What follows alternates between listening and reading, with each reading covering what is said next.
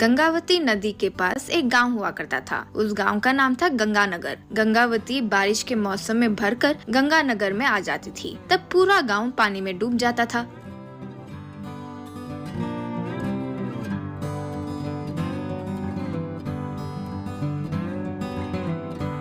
पानी में जाने के बाद लोग वापस बाहर आते थे। इस गांव में सिकंदर नाम का एक युवक रहता था।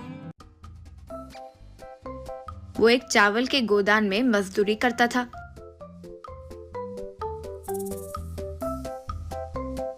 चावल के बोरियों को लॉरी में चढ़ाना उसका काम था। उसकी शादी हो गई थी और बच्चे भी थे। माता पिता भी थे। उन सबकी देखभाल करने की जिम्मेदारी उसी की थी। इसीलिए मिले मजदूरी के पैसे काफी नहीं होने से वो दुखी रहता था। इसीलिए वो दूसरा काम भी करता था। वो ये था कि जब गांव में बाढ़ आती तो नाव लेकर पानी में जाकर एक लकड़ी से पानी में वस्तुएं ढूंढना शुरू करता था। उन्हें ऊपर लाता था। उसमें अगर कुछ कचरा होता तो फेंक कर, कोई महंगी चीज होती तो ले लेता था। इस तरह उसे पैसे, सोना, ऐसे कुछ अच्छी चीजें मिल जाती थी। वो मेहनत से ढूंढता था, फिर उन्हें दुकान में बेचकर पैसे कमाता था।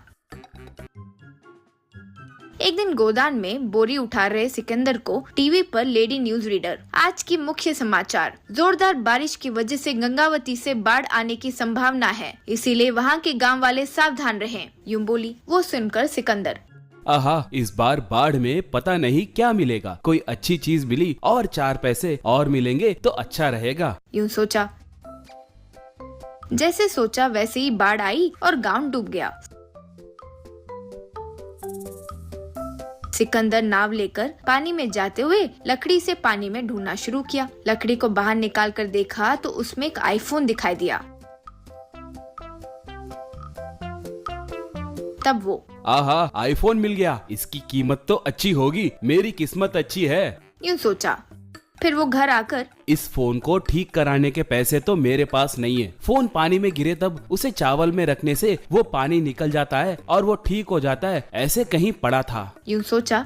और उस आईफोन को चावल की बोरी में डालकर उसके ऊपर चावल डाल दिया। बारिश कम हुई और गांव मामूली स्थिति में आ गई।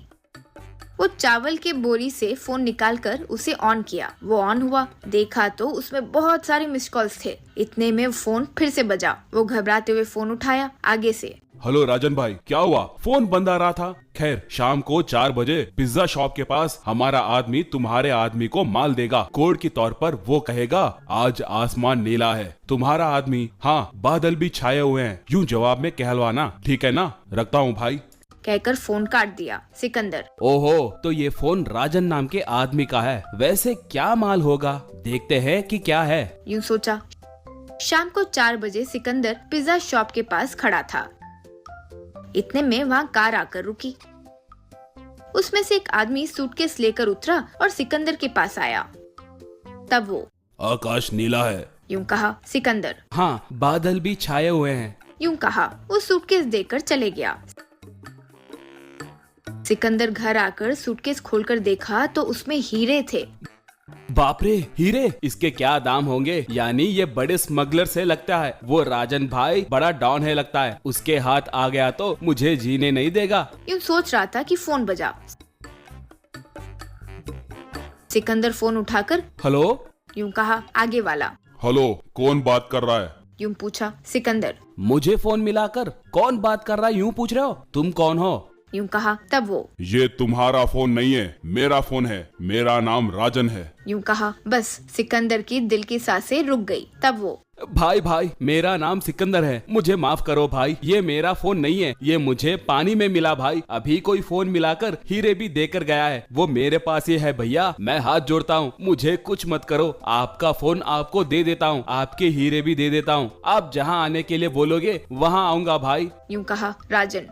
तुम्हें आने की जरूरत नहीं है, मैं ही तुम्हारे पास आऊंगा। तुम्हारा एड्रेस बोलो, यूं कहा। सिकंदर ने एड्रेस दिया। थोड़ी देर में उसके घर के सामने एक हेलीकॉप्टर आकर उतरा।